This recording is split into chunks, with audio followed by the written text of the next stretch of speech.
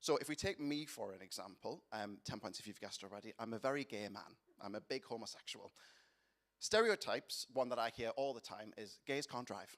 We get told that all the time. Gays cannot operate a manual vehicle. We are not good at it. We cannot parallel park. We cannot drive. We hear it all the time. I like to think I'm a very good driver, but stereotypes would suggest also.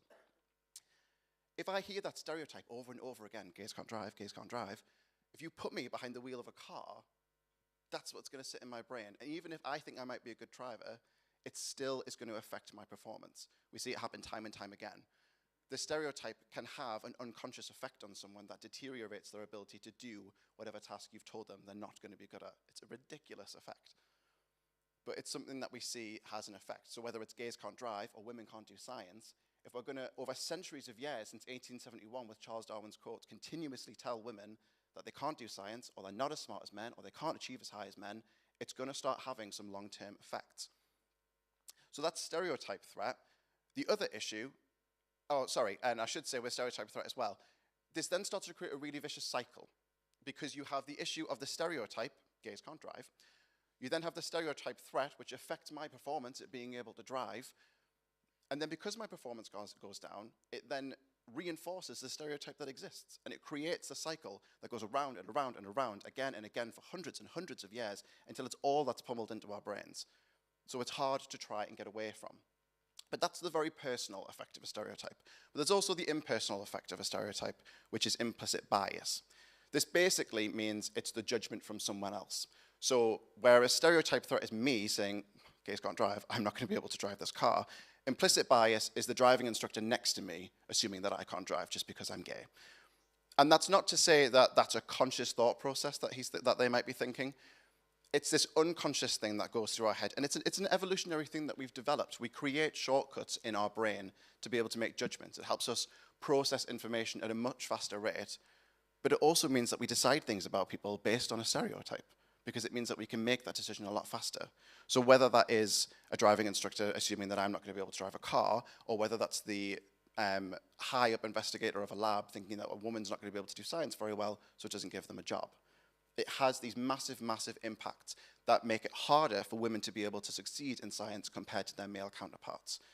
From the entire science journey, all the way from the beginning at primary school, the moment a young girl walks into a science classroom, she's already facing massive barriers that her male classmates are not going to face because of these effects of stereotype and implicit bias. And that goes all the way through that leaky pipe as well, all the way to the end. You might think that once someone's graduated and they're working in sciences, that it's all hunky-dory and absolutely fine, but that's just not the case. It's been shown that women scientists are significantly less likely to be able to be offered a job in a lab that is run by a male. That's a massive, massive problem. What adds to that problem is that 70% of labs are run by males. So it becomes even harder for women to be able to even get into the lab in the first place and then carry on up that ladder in the same way that men can. So it's a serious, serious problem that Soapbox Science is trying to combat with the work that they do. As all of these things come together, it creates this awfully sexist harmony that prevents women being able to succeed in STEM compared to men. And it's not great. But that doesn't mean that progress isn't happening. We are seeing changes in STEM and women being able to access STEM. It just means that progress is very, very slow. To illustrate that, I've got some fun facts. We've gone from science to history now, just to keep you on your toes. In 1878, University of London became the first university that allowed women to come to their university. Oh dear. God. They became the first university that allowed students to be able to come to their university on equal terms. That was in 1878. So you might think, massive progress. That is absolutely brilliant. Women will be able to study at university. However, you drop it and it breaks. There we are. It took 70 years. 70 years before the University of Cambridge did the same thing. That's an entire generation of people before women were able to graduate from the University of Cambridge. And even then, it took another 50 years before we saw an equal number of men and women registering for university. Not until 1993. And even then, that is a general statement that there's an equal number of men and women applying to university. It's not across all areas, and particularly, it's not the case in STEM. We do not get equal numbers of men and women in STEM fields. So you can see it's a massive, massive problem. And that's why Soapbox Science exists. That's why this platform was created, to try and support and recognize the work of women and non-binary scientists. And it does this in two ways.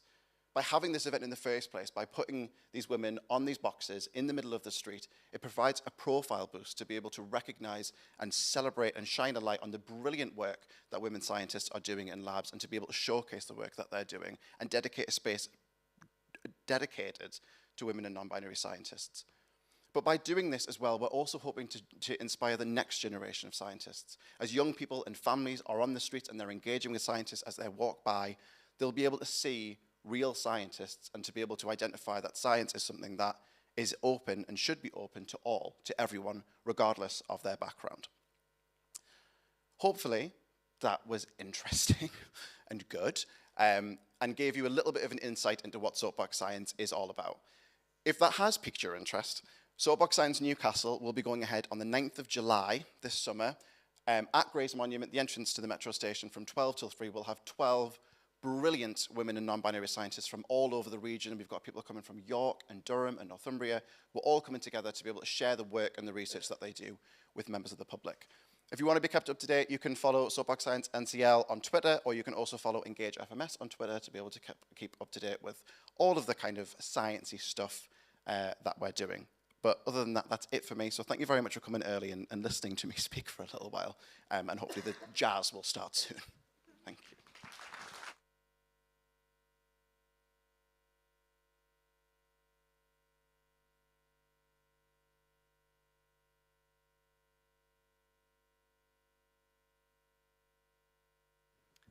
Okay, thanks very much there, Charlie. That was brilliant, really fascinating. Yeah, I'm so glad you came to talk about that. Just to give you some context there, I didn't say in the introduction. When I was working on this project a number of years ago, I'm a bit obsessed with BBC News. It tends to be on rotation a lot in my flat whilst I'm working, and it's just kind of there in the background. But it was actually someone from Soapbox Science, a woman from Soapbox Science, came on the news, and she was talking about the work that they do.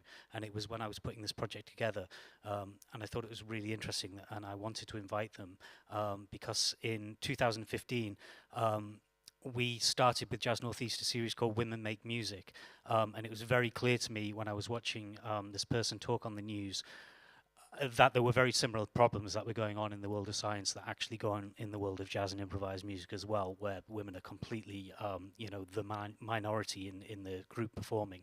And tonight's performers, we have Dee Byrne coming up later with Rebecca Nash performing the Platinum 78. Redefining Sound 78 performance. They were two of the performers when we started that series in 2015, the Women Make Music. So it's kind of a bit of a full circle happening there and bringing those threads together as well.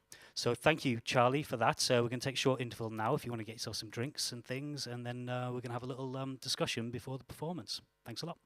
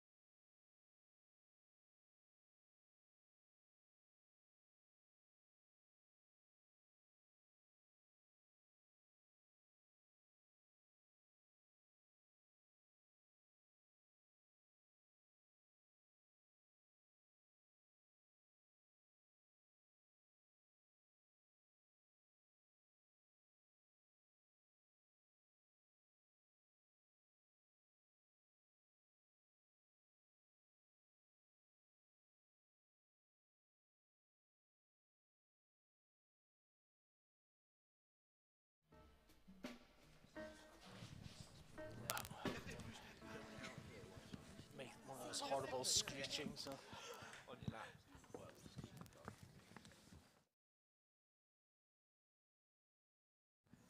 Okay, hi everyone. Really nice to see you. Really, really nice to be here. So we're going to have a nice little discussion, a little chat before the performance tonight. And the aim of this is just to contextualize the performance. So just to put it into some kind of context, talk about the influences for the music, talk to Rebecca, and also have a few little interesting go down a few interesting avenues that we began discussing earlier about science and music. But first I want to introduce who's on the panel. I'll start with myself. I'm Dee Byrne. I play saxophone and compose music. I live in London. And then we have Rebecca Nash, who is a composer, pianist, and she has written the music, which you'll be hearing later on. Then we have Giovanna Martins, who is a master's student at Newcastle University. She's in her second year at the moment. And then we have Lee, who is a professor, researcher, and lecturer in organic chemistry. You've just promoted me there, so that's it. Oh, okay. So thanks very much. I can carry on. At Newcastle University. Really, really happy to be here. And so I wanted to start off by asking Rebecca if you could just talk a little bit about what inspired you to write this music. Yeah, hello everybody. So basically, before the pandemic, in the Christmas of 2018, Bristol Jazz Festival approached me and asked me if I'd be interested in writing something for their 2019 programme. And the reason it sort of came about was because a very lovely woman called Lois Thorne had approached the festival, and she wanted to buy a 70th birthday present for her husband, Ian, who happened to be a chemist. And so the festival approached me and said, would you be interested in writing something? So, of course, I said yes, that would be great, and I'd love to, and it'd be a complete honour.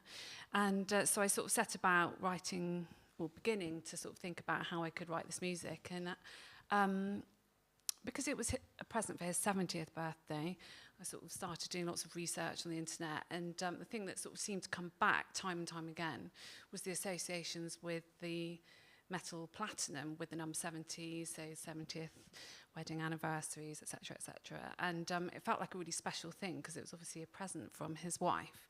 So that was where I started, and then I thought, dug about a little bit more, and discovered that there were 5 other platinum metals within the metal group. I'm so nervous about talking about anything sciencey next to scientists. Anyway, so I thought, well, this would be a really great opportunity to kind of use as inspiration for the pieces of music. And that was how the project started.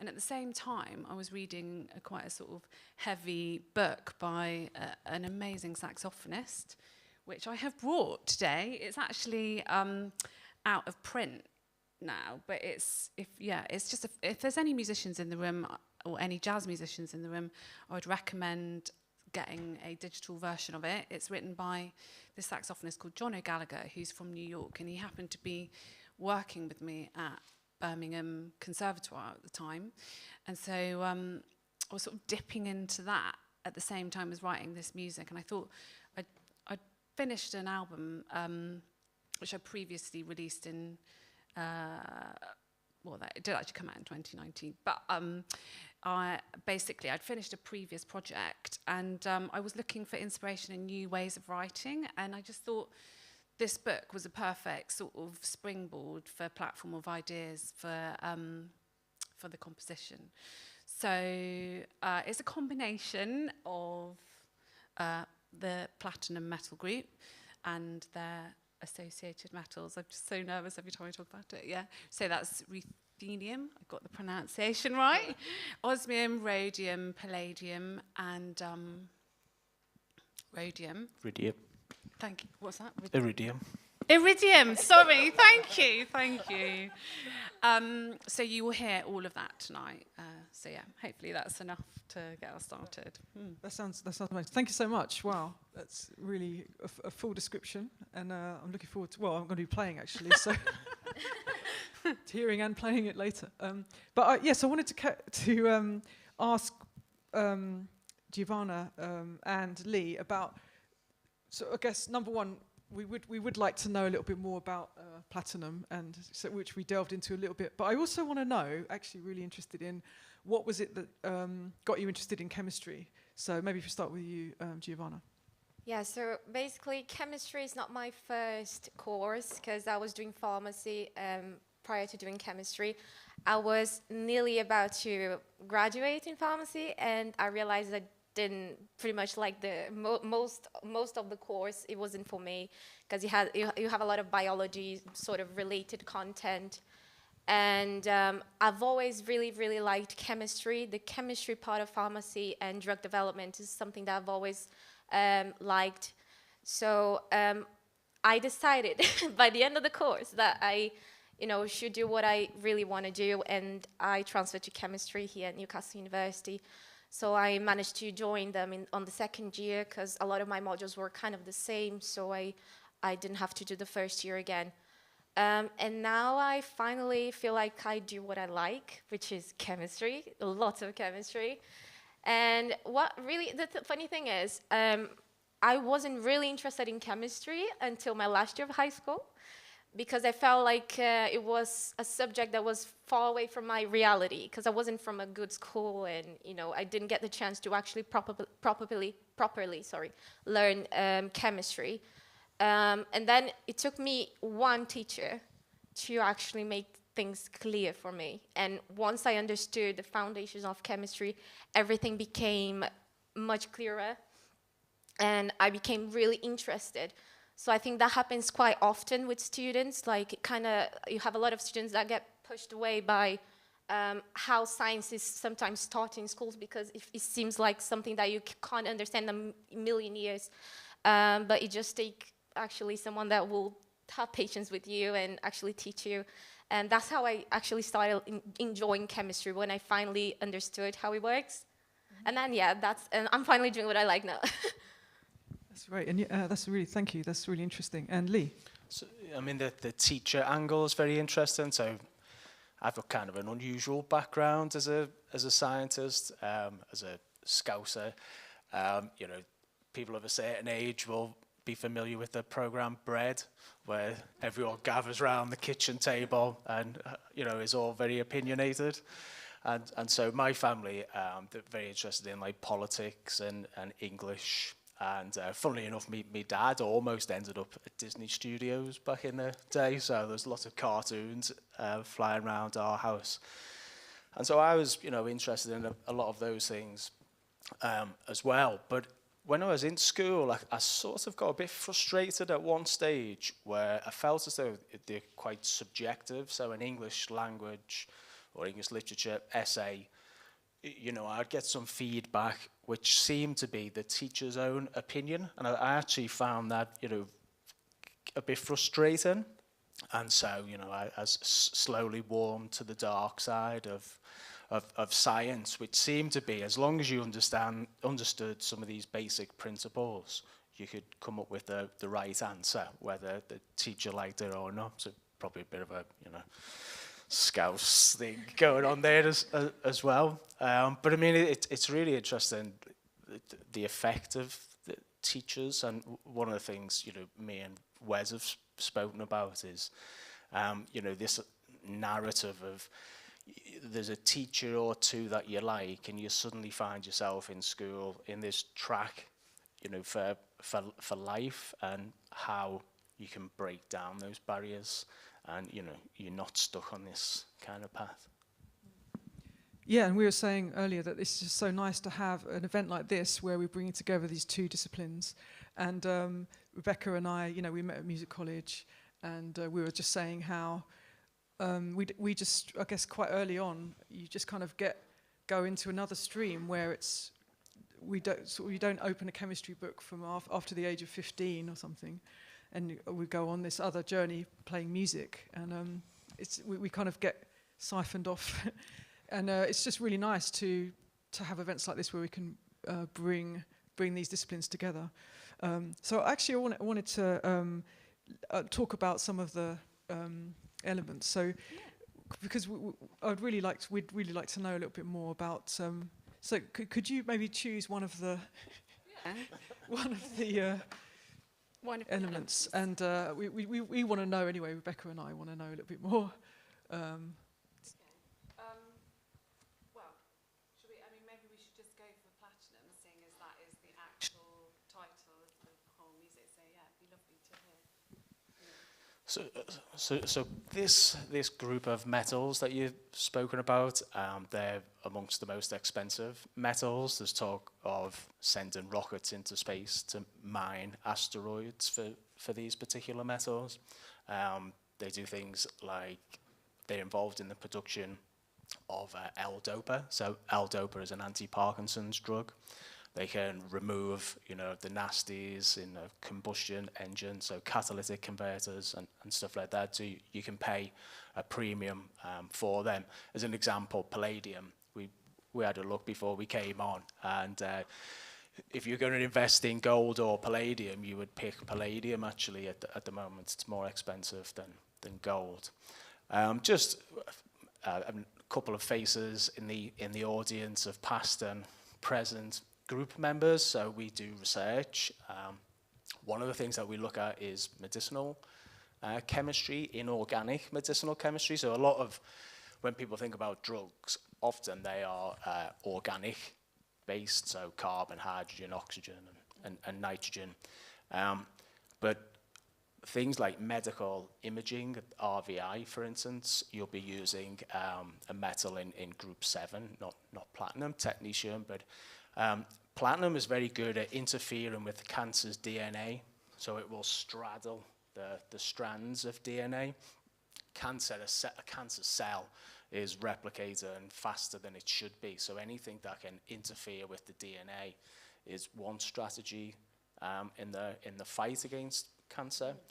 And so Charlotte, she won't thank me for this, recently became Dr. Charlotte Heppels, and she herself has looked at fluorescent drugs based on platinum. So cisplatin is a very simple platinum drug, which is one of the most important anti-cancer drugs that there are out there. It's very effective, over 90% cure rate or remission rate, and so if you work in this area, you want those drugs to have less toxicity, better tolerance, and this kind of thing. So I just wanted to point out that one of the pieces, Palladium, I didn't tell you this before, it became a song, because I also work with an amazing singer-songwriter called Sarah Coleman, and it became this song called Noble Heart. And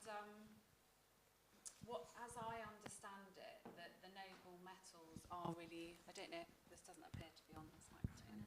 Shall I change? Okay. Sorry. Thanks, Giovanna. So, as I understand it, the noble metals are particularly unreactive and very kind of durable, is this right? And sustainable and amazing for all sorts of things. And so I texted Sarah, because I was trying to scratch up on sort of science type information, because I knew I was going to be talking tonight.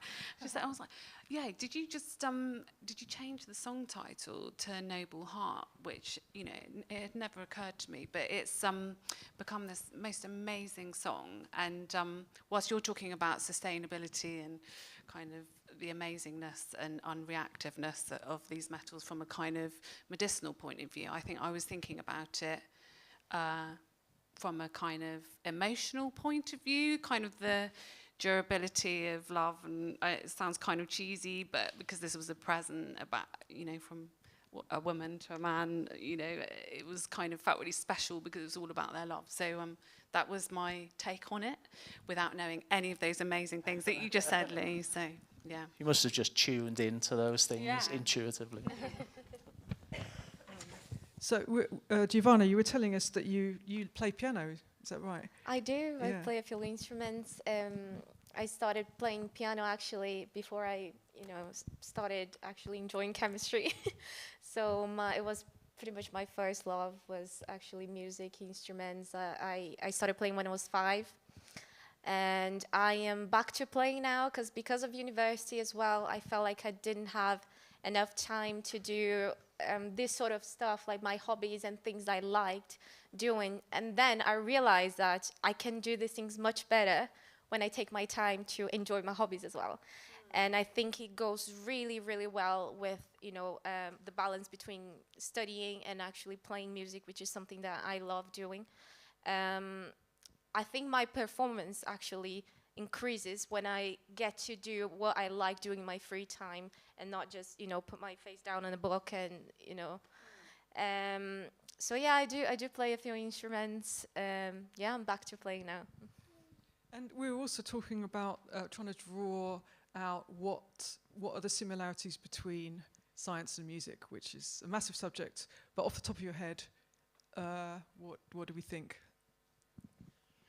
Well, I mean, interesting, some of the science that's going on around music at the moment. So I was watching some stuff earlier on where, as a child, if the child is learning music, that can actually kind of have a crossover effect with language, abilities of language, and so the areas of the brain that are stimulated. When you hear music or music inspires a memory, how does that work from a neurological point of view? But also just if you think about it in terms of the presentation that we had at the start, imagine how much further on we would be if we had equal opportunities throughout the past few hundred years. What scientists have we missed out on as a result of that? And so anything that can break down these barriers of you like music, that you sorted for the next 50 years, or you're a scientist, you belong in this pigeonhole. Actually, a lot of research in the future involves teamwork, collaborative work. So if you work in medicinal chemistry, you've got biochemists, pharmacy colleagues, computational scientists. So actually being able to think in a creative way and out of the box is super important. And a chemist who can pick atoms out of a palette of over 100 elements and rearrange them in ways that have never been done before, I would argue that is very creative in itself. Rebecca, do you have any thoughts on this? I sort of feel like, whilst we're talking about the language of music, it also feels, I was never very good at maths at school. I really, really struggled with it. But the kind of number element to music and the pattern element and the shapes and structures, once you get your head around it, it feels, I guess it's the music theory side of things, feels very, very mathematical and sciencey. And I kind of, when I'm teaching music, I get as much pleasure out of that as teaching the kind of more intuitive kind of, the other side of making music. So it always strikes me, even just teaching a major scale, I never get bored of teaching it because I feel like there's always new ways to think about it, in terms of just its structure and, yeah. Yeah, no, I also agree with that. I mean, when I was at school, I was really, really bad at maths, really, really bad, and science, bad at maths and science. But learning, when I did finally kind of get my head down to learn music theory, I could sort of get my head around it, and it was because I think it is patterns, thinking in patterns, but it wasn't labelled as science and maths. So I think maybe I was open to it, and so. It wasn't something scary, so I think that's quite interesting. What about you, Giovanna? Do you have any thoughts? Yeah, no, definitely. I think it's the science in itself, kind of, because it's a language. You have a lot of maths in music. You have to know how to interpret things. It's not just about, you know, reading something. There's a lot to it, and yeah, it's a language that you learn as well as science. You know, there are a lot of logic involved as well with learning music. A lot of patterns that you start realizing that, you know, apply to a lot of things in music as well as science. So I think these two things are really related. And now, just a funny thing, because I was thinking here, sometimes I study listening to music, and that helps me memorize things quicker and faster. So whenever I'm listening to the song again, when I'm doing something else, I always remember whatever I was studying at the time I was listening to the song, which is the way that I use to memorize things as well, because it just makes things easier. I think it's just, you know, makes me more creative as well. So yeah, definitely two things are very related. That's great. So yeah, we're actually drawing to the end of this. You know, I feel like this could carry on, but we've only got a few minutes left. I just want to come back to Rebecca and ask, is there anything else you'd like us, the audience, to know before we listen to your music? Well, Wesley very kindly put the artwork up behind us, so it might just be nice just to talk a little bit about that. So the art that you can see behind you is actually been illustrated by a wonderful, wonderful designer, artist called Patrick Vale, who's kind of known for producing cityscapes. And he came up with the imagery for this. So I sort of talked through various bits of subject matter. So I talked about John, you know, being sort of key element of this, you know, the chap that wrote the book, who's going to be on the album. So he's just moved to Portugal, and so there's buildings that are of Lisbon there. Pat lives in Brooklyn, and so there's buildings that are related to Brooklyn, and I'm actually from Bristol, so there's this kind of, he came up with the idea of the collision. It sort of came out of the idea of a collision of stars and creating platinum, and then the collision of kind of all influences in my life and everything that had led to the music. There's also bits of chemistry equipment. I don't know if you can see it off the top right there, and images and visuals around nature. I don't know. There's also bits of musical instruments. Just to the left, it's kind of in the shadow. There's piano keys, and on the top, there's a bit of a saxophone. And this is actually going to be the front cover of the vinyl. And on the back, what you can't see there is a little girl shining a torch. So you just have to imagine that for now. And it's it's her dream. But yeah, I feel like that might be just a nice bit of background around the music as well. Oh, that's lovely. Thank you. So I think we're going to wrap up now. But I just want to say thanks so much to Lee Hyam, Giovanna Martins, Rebecca Nash, and I'm Dee Byrne. And we will see you very shortly. There's going to be a 15-minute break now, and we'll see you back here at 7:30. No, 8:30. Sorry. Thank you. Thank you.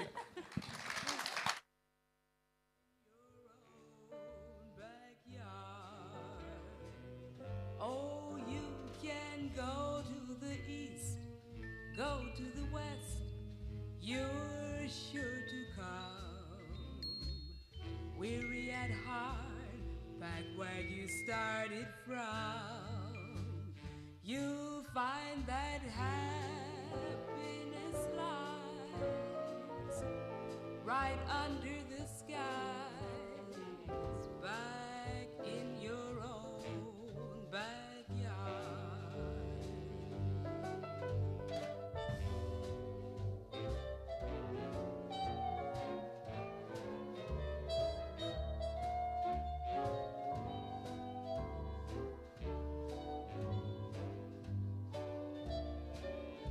You'll find that happiness lies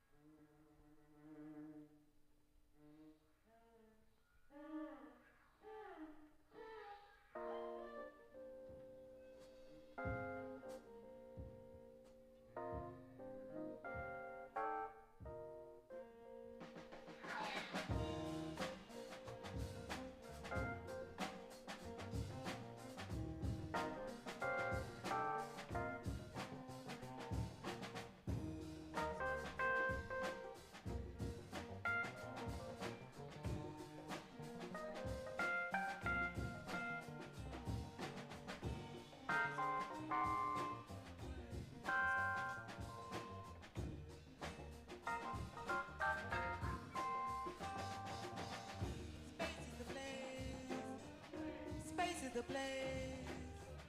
Space is the place, yeah. Space is the place. Space is the place. Space is the place. Space is the place, yeah.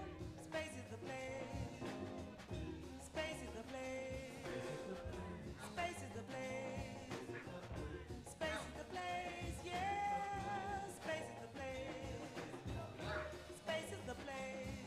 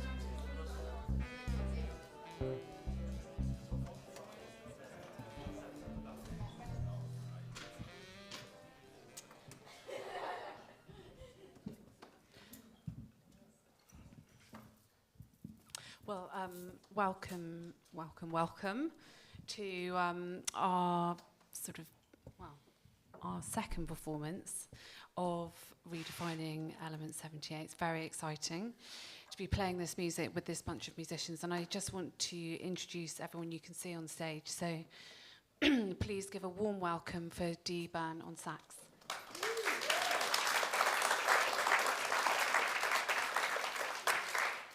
We've also got the amazing Nick Malcolm on trumpet.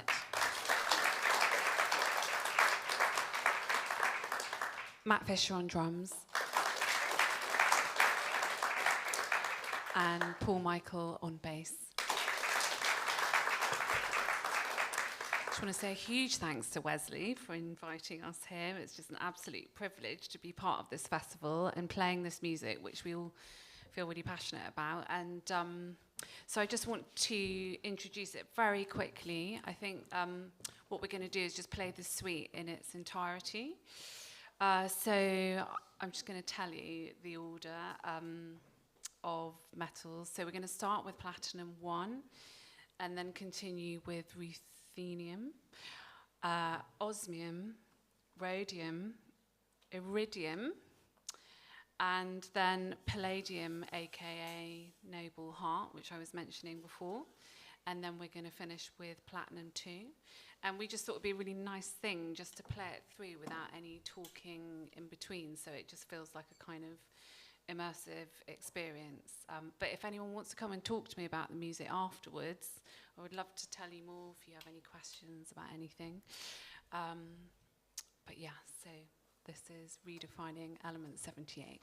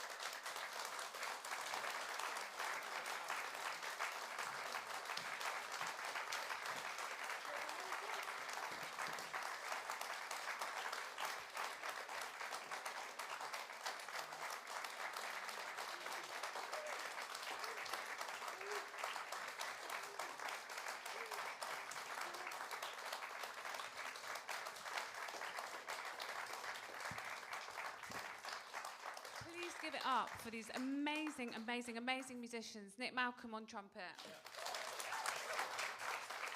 Dee Byrne on sax. Amazing. Matt Fisher on drums. Paul Michael on bass.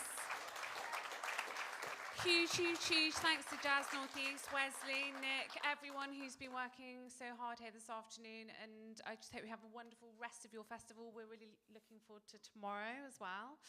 We're going to be here, which is really exciting. So yeah, once again, huge thanks to all of you for coming out, and I hope to see you again sometime. Thank you. Rebecca Nash.